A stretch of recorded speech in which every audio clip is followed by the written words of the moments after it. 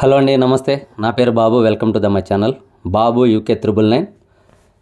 ఈరోజు day 3 first promo analysis అయితే చేద్దాము.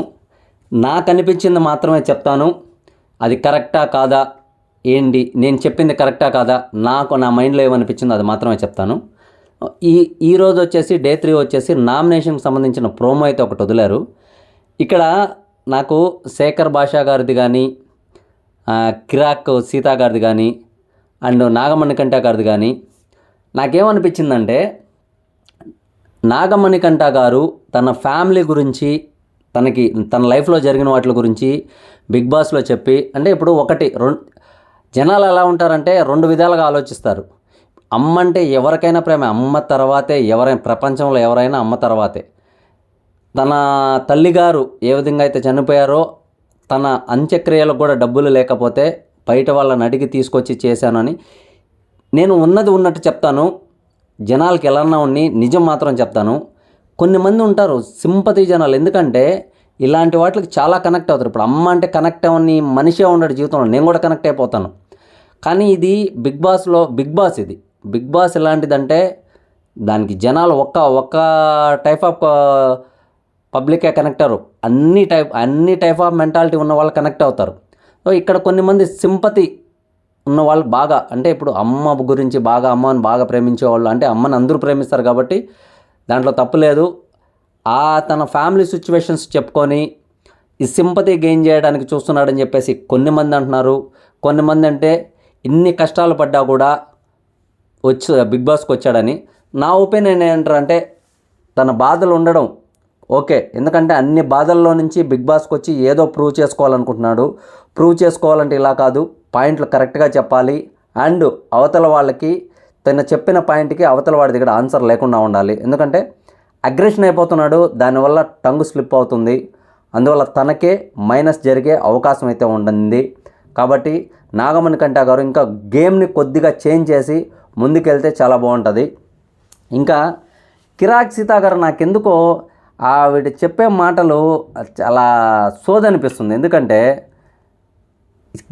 ఎగ్ బుర్జీ, పప్పు, ఉప్పు, ఆకుకూర, అసలు నామినేషన్లో పాయింట్లు అవి. ఆకుకూరకి, పప్పుకి, ఉప్పుకి, గుడ్డుకి నామినేషన్లు వేసుకుంటారు. ఇది నిన్న కూడా నేను చూశాను, ఇప్పుడు కూడా అదే చెప్తున్నారు ఆవిడ. నా ఎగ్ బుర్జీ, మీరు పప్పు పెట్టారు, అందరూ తిన్నారు, పప్పుకి ఉప్పుకి నామినేషన్ చేస్తున్నారు. కిరాక్ సీతా గారు ఇంకొక దండం అనిపిస్తుంది. నీకు ఒక దండం అమ్మ. నామినేషన్లు ఎలా చేయాలంటే, నామినేషన్ చేస్తే పాయింట్ ఎలా ఉండాలంటే, చూసే వాళ్ళకి కానీ మాకు కూడా పబ్లిక్కి సూపర్ కరెక్ట్గా చెప్పింది పాయింట్ అని ఉండాలి. మీరు చెప్పే పాయింట్లు ఎలా ఉన్నాయంటే సీత గారు, బోర్ కొడుతుంది, చిరాకు వస్తుంది. కాబట్టి గేమ్ ప్లాన్ని మార్చుకోండి. ముందుకు వెళ్ళాలంటే మీ గేమ్ ప్లాన్ కూడా మార్చుకోవాలి.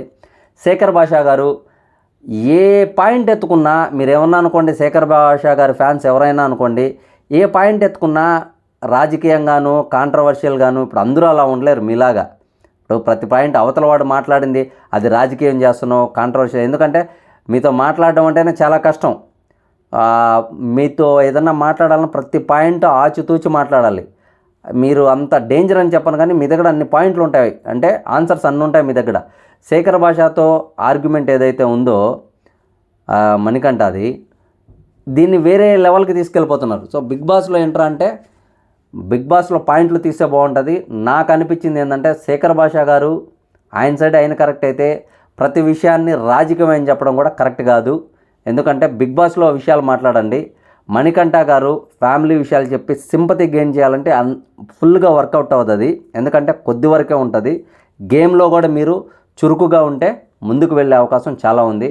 ఇంకా కిరాక్ సీతా గారు ఈ పప్పులు, ఉప్పులు, గుడ్లకి నామినేషన్లు మానేసి కరెక్ట్ పాయింట్లు వెతికి నామినేషన్లు వేయండి.